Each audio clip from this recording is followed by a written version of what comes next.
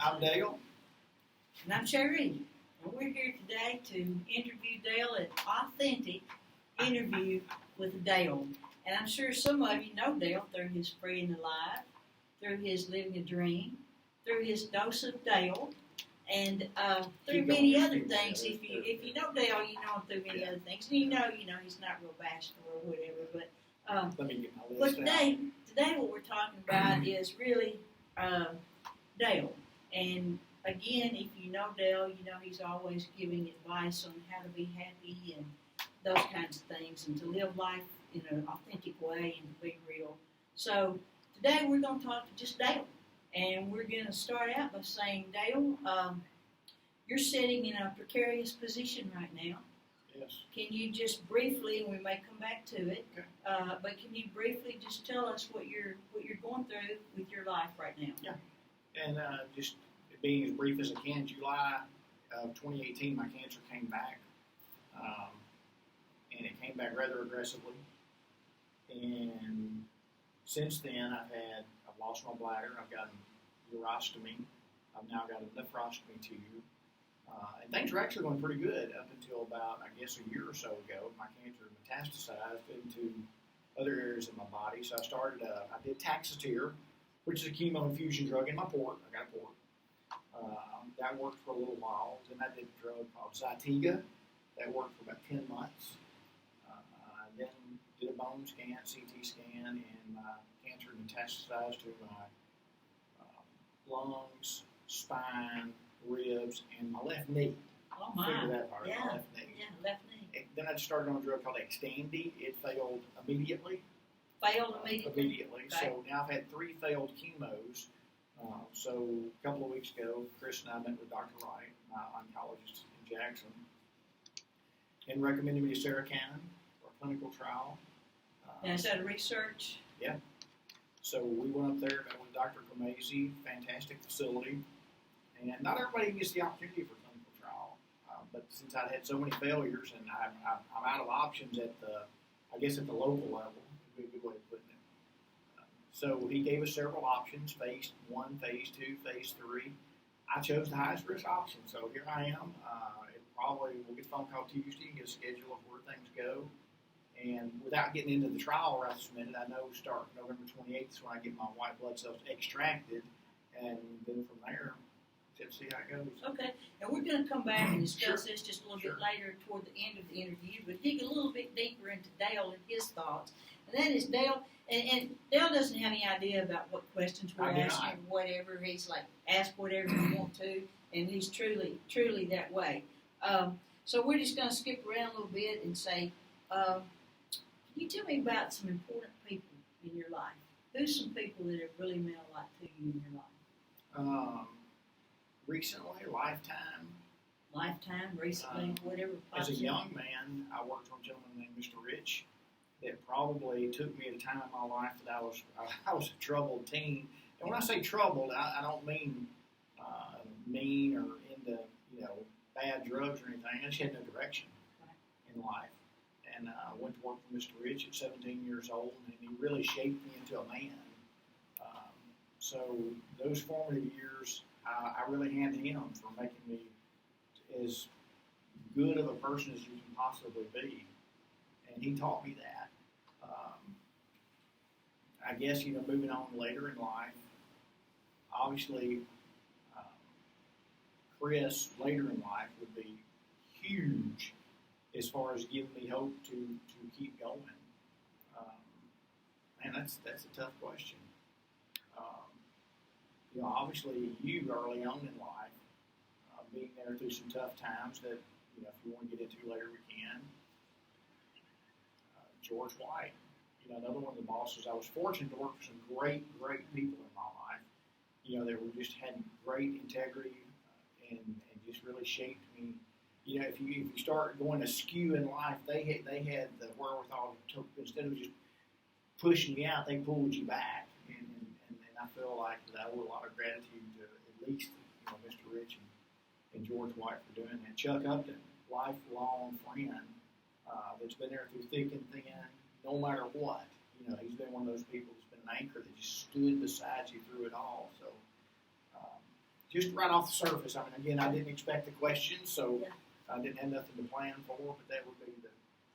And you commented about Chuck and some others who have been there with you through thick and thin. And I don't know how much you want to express this, but again, for those that know Dale, and this is for those that don't know Dale, also, you've been through a lot of thick growing up, Mhm. had a lot of challenges. And I guess as an interviewer and as an aunt, the one thing I would say about you is never in my life have I heard you blame No. anyone for what happened to you. And if you want to share any of those early memories, you're welcome to at this point, or if you'd rather not. You know, the only one that I think would be useful for the conversation would be, obviously, as people sitting here know, that my dad had a car wreck when I was 10, July of 1972, in a coma 4 years. And it's really those 4 years that had a huge impact. You know, without getting too personal, my mother was a very young mother. You know, she was trying to raise 2 young kids. We had no insurance, so I mean, she tried to raise as best she could on the waitress. She fell on some hard times. You know, met a gentleman that happened to be alcoholic. I use the term gentleman loosely. Things didn't really work out well in the house between me and him, even though I was a kid. A lot of drugs, a lot of alcohol, a lot of weapons, a lot of everything, a lot of violence, and then when my dad died in '76, almost immediately, of course, my sister got married 3 days later. Yeah. You know, at 16 years old, and then almost immediately, my mother and this gentleman hauled me off to California, totally unbeknownst to me. I mean, I literally rode my bicycle home one day, and they're like, "Get ready, we're moving to California." So you're a kid, hey, you're going to sunny California, great, you sound Think wonderful. about that for a minute. It was, things got worse. They didn't get better. So, in short order, you know, we were out there several months. Don't remember the exact amount of time we were there, less than a year, a little bit. We moved to Memphis, like, okay, closer to home, this will get better. That was probably the worst part of the whole thing was Memphis. Then when we made our way back to Jackson, by then I'm, 16, 17 years old. I'm really on my feet. So I didn't need anybody at that point to. And this man that I'm speaking of, he died.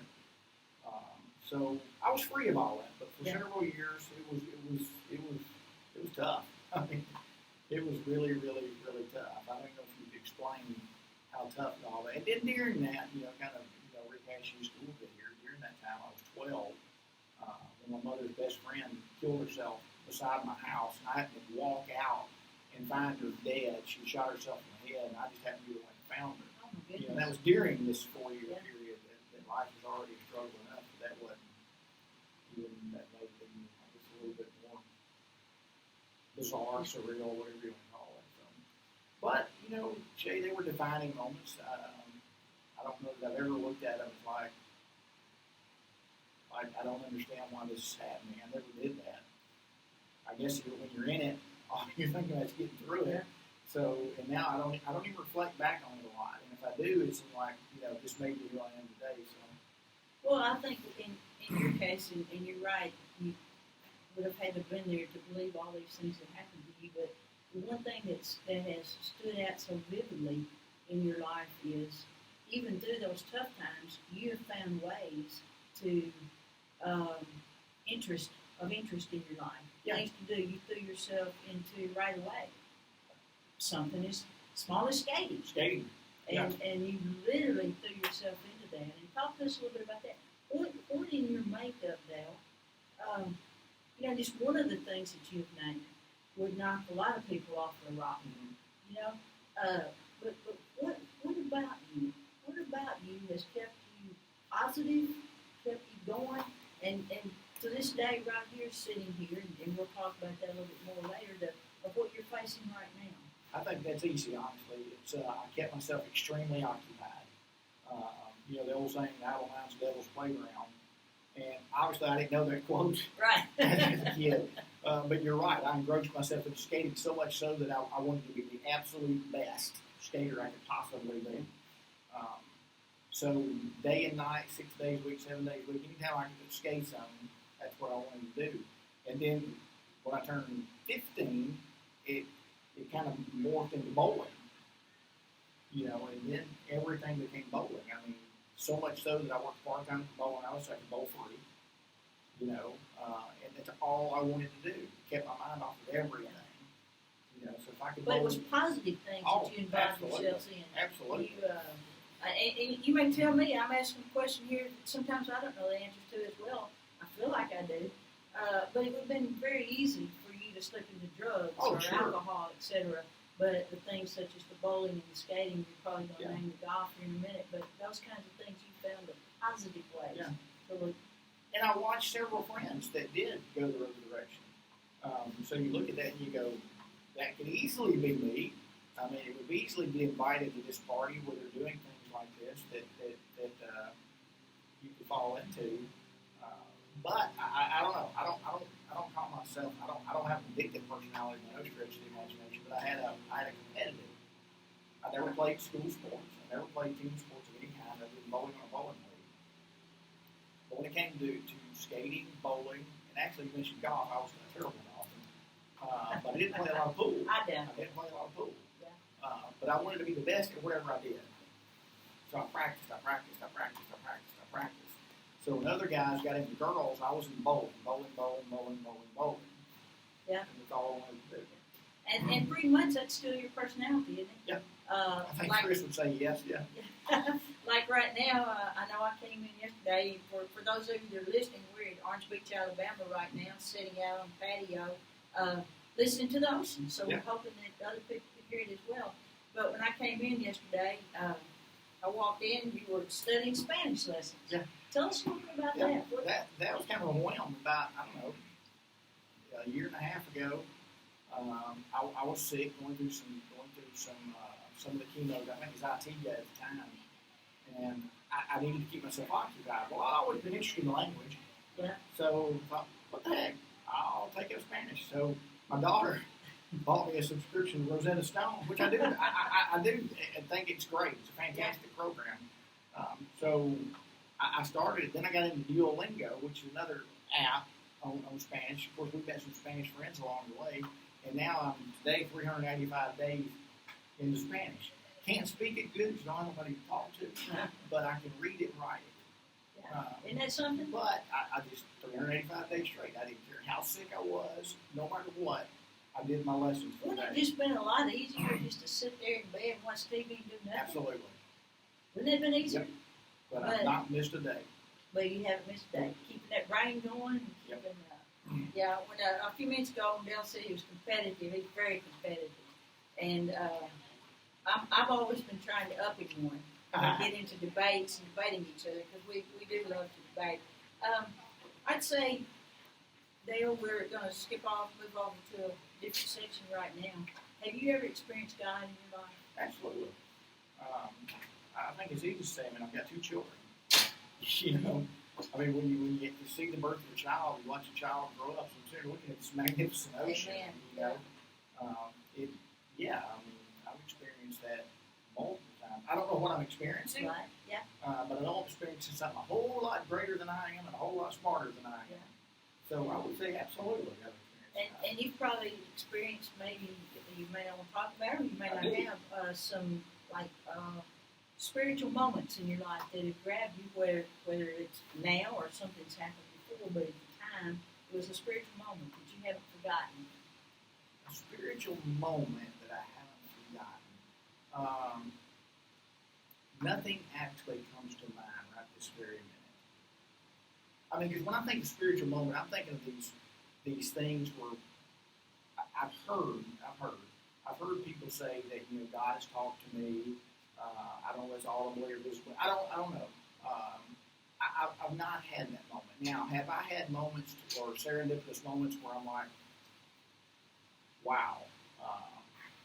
Yeah, I mean, and for me, probably holding my child for the first time Yeah. is about as spiritual of an experience as you can possibly have. You know, because now you're looking at something that you're giving credit to the divine, and now I'm holding that divine. So I would say that's a highly spiritual moment. That's just what comes to mind immediately. Yeah. Well, and that was a question I was going to ask you, and I think that answers that question. What one of your proudest moments in your life? Being a father. Being a father and holding your children. And you just had another proud moment added, and going to get another proud moment added here Yeah, about two grandkids on the February. way, So yeah. what about that, Dale? Well, one grandkid's here. Warren Dale was born in September. Unfortunately, I don't know the day. But he's in Scottsdale, Arizona. I haven't met him yet. My daughter's having a boy in February, Henry Lee. And luckily they're local, so I will get to meet him. Yeah. But they're local. But yeah, that's really exciting. It's hard to imagine from holding your children as infants to now they're having children. Yeah. And it's kind of hard to put that into words that would make sense, other than people that have had children, you know.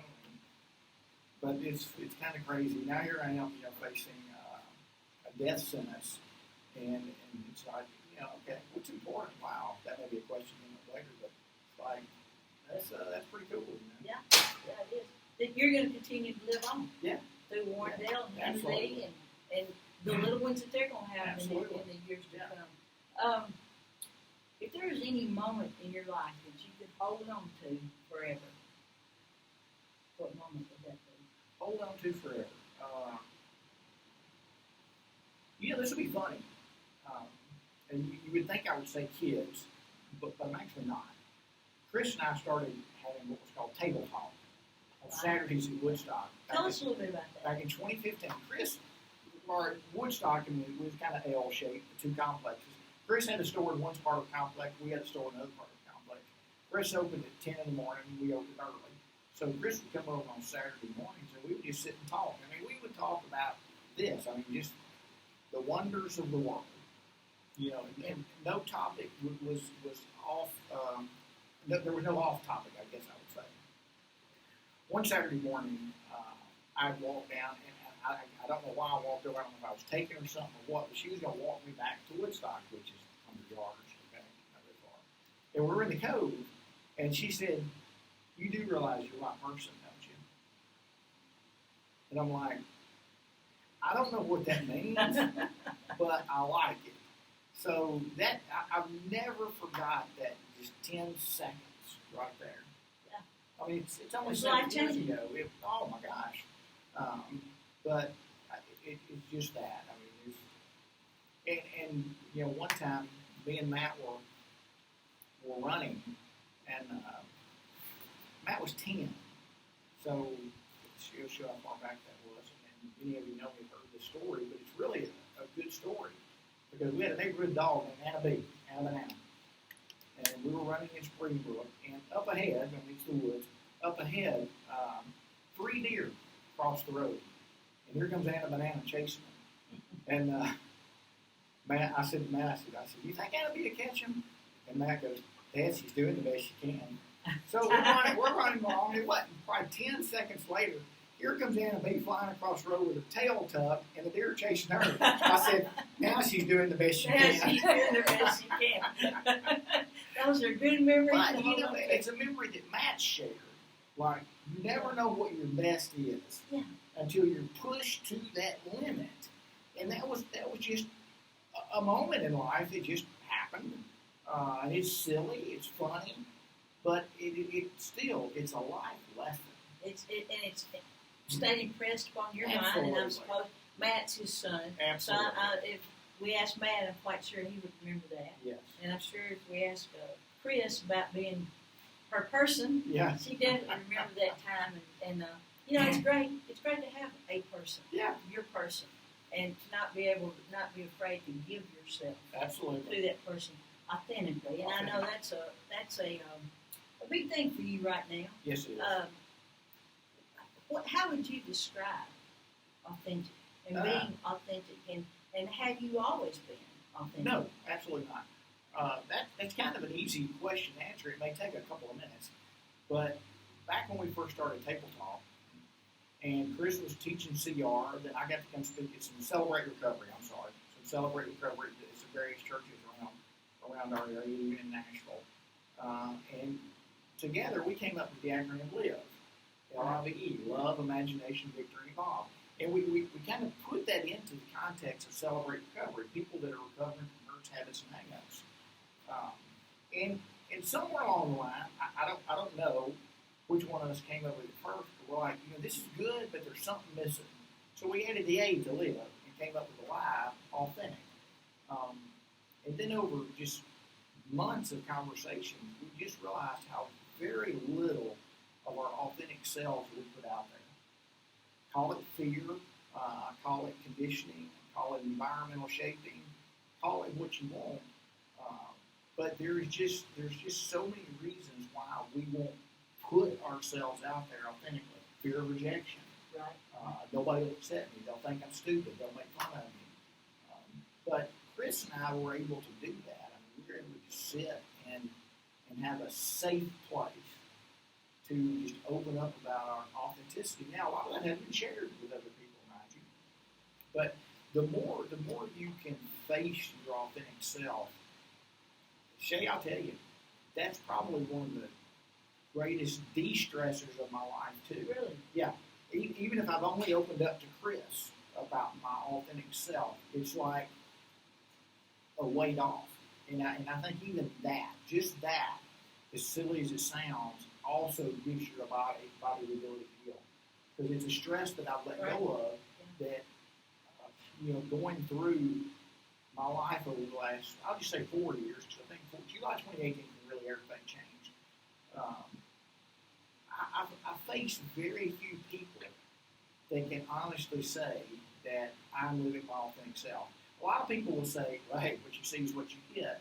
But then you sit and talk to them, and you can start feeling the sadness in them. There's layers. That I wish I could be this or say this or do that, but it's my family, my job, my kids, my this, my that. So there's so many reasons that we fear facing authenticity, even though, I don't know this, but even though I think people would appreciate it more, and it might even give them the courage to step out and go, you know what, I feel the same way, or whatever. So authenticity's been strange. I'm not there. Yeah. I am not there yet. I mean, it's still a work in process. It's a semper raffamande in Latin, but it's still a work in process. Yeah. Well, and that's tough. Being authentic Sure is tough. Going back to some of the things you're saying, like even with your own family members and all, it's very tough. And I know, Dale, this is a little bit tough for you. We're gonna delve a little bit more into that of like you're sitting in a place right now that we're all going to be sitting at some point. Yeah. And the place you're sitting, and part of the reason you're doing this interview with you is, I feel like it's going to help so many people that is going through what you're going through, and that's been your whole goal with everything you've done. And matter of fact, just this morning, sitting in the living room here, Dale said, or it may have been last night, he said, if I just felt like that what I'm doing could just help one person. Yeah. If it just make one person happy and true happiness and being authentic. So that's you truly deep down. Yes. And so when I say what you're dealing with, I want to be a little bit more specific on that. Okay. He talked a little bit about his cancer and the stage that he's in right now. And I'm going to ask him to talk a little bit more about the trial study and how he made that decision to do that. But, for those of you that are listening, Dale's been given weeks to live. Yeah. Maybe 4 weeks. And that was given a week ago. That's right. The clock is ticking. So definitely the clock is ticking. So I want you to understand that this interview, there's no hype. It's authentic. Here sits a man that literally has been given, you hate to say, a death sentence. Yeah. But a man that literally has been given weeks. And I wanted to say that toward the end or the middle of this, continue, how far this goes. But because I didn't want to color anyone's thought prior to this. And now that you've heard some things that he said about how he's dealt with certain things, now I want you to know where he's sitting and what he's dealing with right now. What would I be doing right now if I had been given a sentence like that? Like today, we get out and we go walking and we're going to go out and eat tonight and have a nice meal. And the thing about Dale is, we'll go in and have that meal tonight. There will not be a single person in that restaurant that knows he's sick. That's true. There's not be a single person at Not this gonna time pass that out. knows he's not feeling well, because that's his authentic self with Chris and himself and us, you know, when we're together.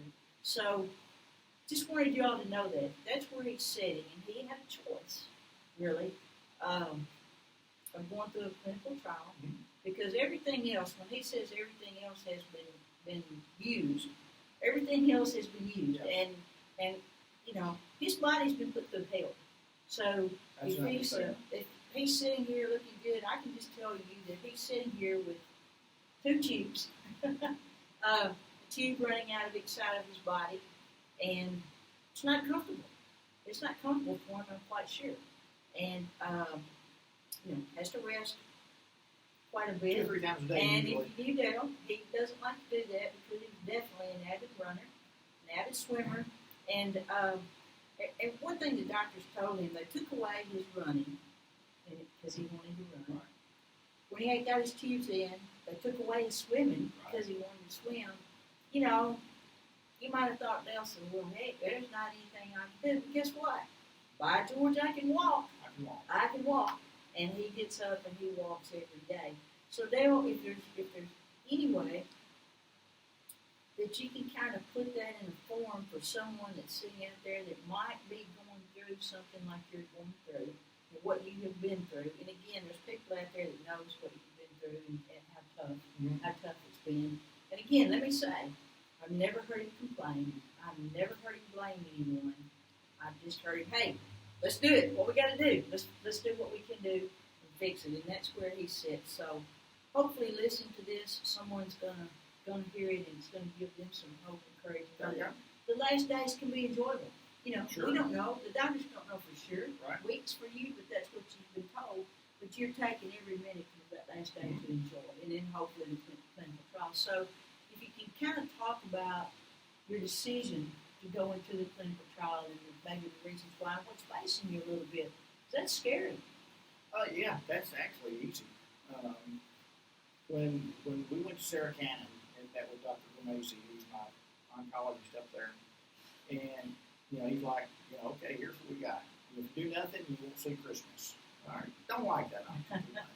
So let's We look all at, like Christmas. let's look at something else. You know. So he drew it out on paper. You know, he just took a piece of paper, and you don't envision doctors getting this personal. Yeah. I mean, he literally pulled up the stool and says, "Let me just show you." And he took all the time in the world. So he goes through some clinical trials. You know, this one had, 25% efficacy that might give you his exact words were one-ish years. You know, like, okay, keep going. So he went on and went on and went on. And he got down to the last one. Okay, this one has the highest percentage of mortality rate, but it also has the highest percentage, if it works, that you could live 3 to 5 years. Because, you may be getting to this. Here's my biggest fear, and I mean this. My biggest fear is that if it doesn't work, I'm okay with that. If it doesn't work, I'm back to square one. That's cool. My biggest fear is that I'll be on hospice, I'll be sick and in pain, and it'll drag out for weeks. The death part is no big deal. But that's the fear, is that death will drag out. So when I was given the option of the one-ish year, I envisioned, okay, you're going to be in a clinical trial. You're going to be in a clinical trial for at least 2 to 3 months. Then you might live an extra 7 to 8 months. You'll probably feel like crap. Or you can take this long shot and throw the Hail Mary, and you may feel bad for a few months, but then you might not live 2 or 3 more years. It was an easy choice. The easy choice. It was for me. And one aspect of it that you left out that I know played a large role in your making this decision, of course, you, as we all, hope this lasts for a long time. Yeah. But you really did it for others. Yeah. You really did it to help. So tell us a little Oh, bit. yeah, that was, and we talked about that quite a bit, Chris, and I keep pointing to Chris. Chris is sitting out here Yeah, with us, by the way. The one of the things that even Dr. Gomesi, I made that comment, is that, I mean, we're on the cutting edge of science. Right. Stuff that won't exist for years to come. Yeah. I mean, you've heard of phase 1, phase 2, phase 3. This is phase half. I mean, like, for solid tumor cancer, there's only 30 people in America that are getting this drug, and I'm going to be one of them. Well, So- stop right there, Dale. And I think I read it, the material a little bit. You're one of the 30, but this drug has it been tried on humans before? Not with solid tumor cancers. Okay, not with what you have. No. Okay, So this This is a big- that's a big I'm deal. a test monkey, is what That's- I call it. that's a big deal. But yeah, the whole goal there is, I mean, all of us. I don't care who you are, Shay. Everybody wants to do good, right? So even at this point in life, you know, even on your day of death, you're still life still has a point of routine to it. You're doing something that can be good. So yeah, I hope it helps me. I'm not gonna lie. But at the end of the day, if it doesn't, man, if even my son or grandson or nieces or nephews could look back and someday and go, you know, Uncle Dale, Granddaddy Dale, whatever the case may be, can go, I'm so thankful that he donated his body to science while he was alive, which is what I'm doing. And now we've progressed to this point with RT. And you have no second guesses about it. None. And we know, we talked about it in the materials, we know that I won't second guess it. I'm done with you've that. made your decision, and this goes back to his way he dealt with things growing Yeah. up when he took up the skating. You know, whatever it is, you go full course. It's either or. He goes full course, so there's no looking back on this. I want to discuss that. Yeah. There's no other options. No other options are taken, and for those listening, and you didn't go into it, and I'm not going into it a great deal, but we do know that when we talk about clinical trials, and he's sitting here making it sound, piece of cake, it's not going to be a piece of cake. Oh no, it's He's going to be a sick man, and it's going to be challenging. And I'll say all these things have been told to you, Mhm. and you still have made the choice that you want to go. Correct. Okay, Dale, and looking at that, and looking kind of maybe end of life things, do you have any regrets? You know, there's an old saying that says when you get to the end of your life, you want to be able to say, I wish I had, or I'm glad I did. And I really can't have any I wish I had. Everything I've done is I'm glad I did. So I don't look at the what ifs. I don't. I just don't do it. Right. No regrets. And simply, Shay, to kind of put that into a little bit more context, to have regrets gives the past a little bit of power, and I just refuse to do that. I'm only living for today and tomorrow, so no regrets. No regrets. That's good. Yeah. That's good. And that might be, Dale, and you and I haven't talked about this, but that could be an answer or the key to how you're doing this. Mm-hmm. Because when people come to the place that you are, Right. that are filled with regrets, I can't imagine the horror and the feeling of that. But your calmness of your life, it's been full. Yeah. It's been full. You've lived a good life. Continue to live a good life. And I want to kind of punctuate that a little bit. When you talk about living with regrets, a lot of times you've got to be so careful at who you allow into your life. I mean, you can have tentacles that reach out there to family members that maybe are negative and so forth and so on. You can keep them at arm's length, answer their texts, answer their calls, and so forth and so on. But the people that are in your life are people that are shaping you to the way of thinking that I have. Like, when it comes to regrets, there are people going, well, I know you wish you hadn't done that. And they just keep making you relive the past. And I don't have that in my life. Yeah. I don't allow that in my life. Yeah. Now, those people are out there. I mean, they're out in the out of bounds area. And sure, I encounter them, monthly, weekly, whatever the case may be. But I don't allow them in. And I mean that. So it's easy for me to say no regret because I don't have people bring up things that I should regret. And that's the thing, and that's the thing with you, Dale, and you really don't allow people to bring negative things to you. No. If it's you're just not going to let it feed into your soul. Correct. You want positive people around you, positive thoughts. Now, that doesn't mean that sad things don't happen, Absolutely. and hurtful things I happen. see sadness every day. Right, all right. the But time. as far as I think you gave it on one of your podcasts, you wanted to share something about a friend to a friend, and that friend said, "Well, how do you know that? Is it true? You just heard it, et cetera, et cetera." And you'd like, okay, Yeah. that's right, that's right. If you don't know that it's true, don't tell me. Yeah. If it doesn't benefit me and you don't know that it's true, then I don't need to know. And Dale won't. I mean, he will not listen to positive, negative things about people. He can always find something good in someone, always. Well, therefore, generations from now, I feel like people may be listening to this, and if they are, That'd be good. is there any wisdom that you'd really like to pass on to them? Yeah. A couple. Follow the science, because that's what I'm doing, Jay. I'm following the science. Follow your hopes and your dreams. Live into your authentic self.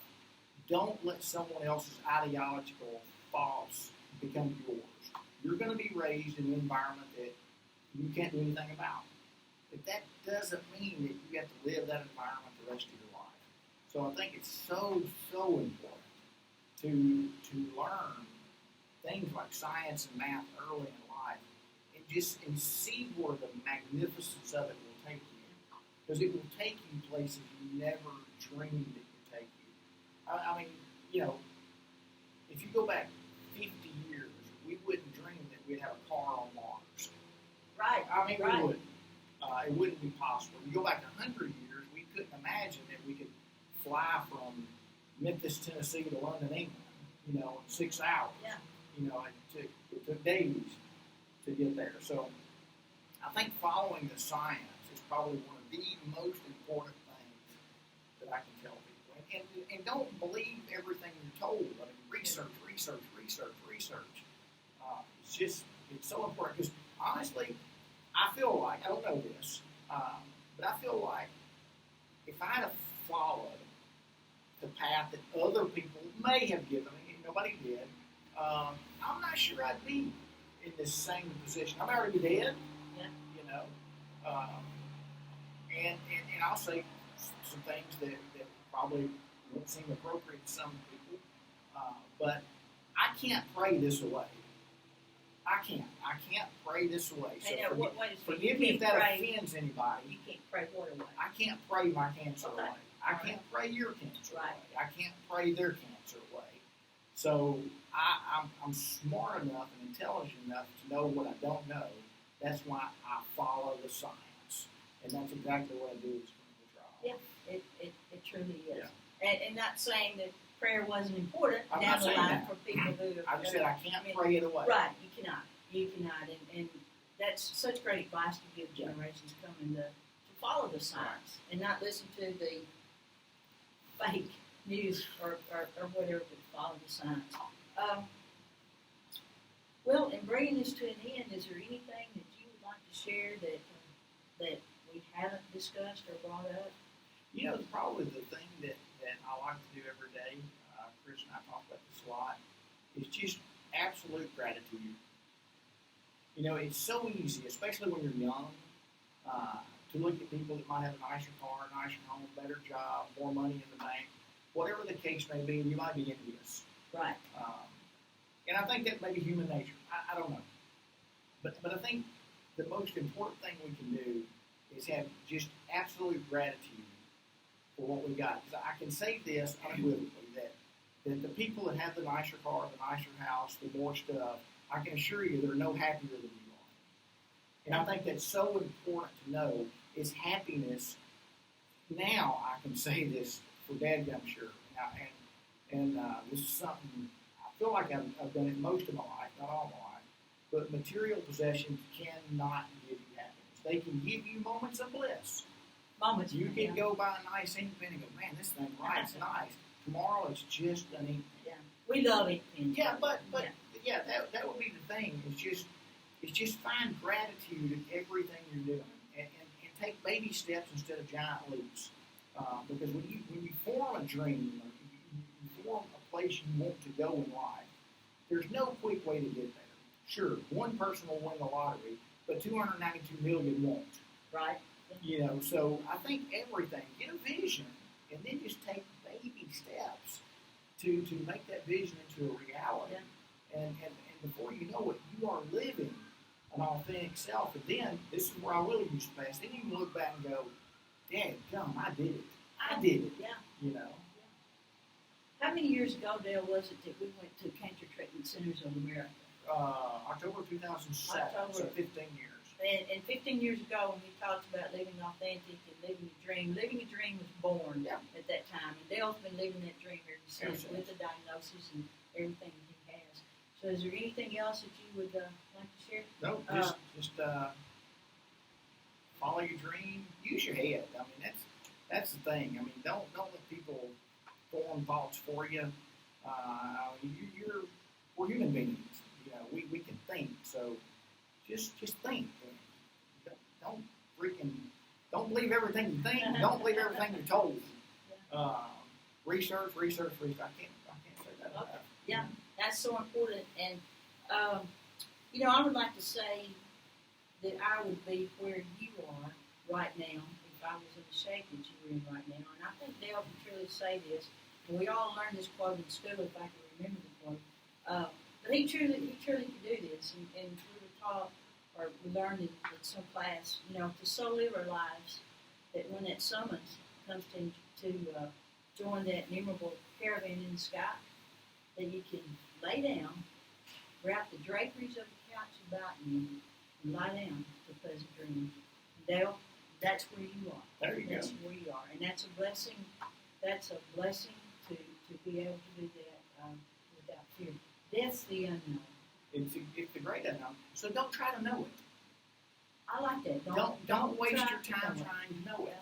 Yeah. Because it's unknown to all of us. Yeah. And there's so much time wasted in fearing something we know nothing about. That we forget to live. And you do. So don't waste a minute dying. Spend all your time living. Amen.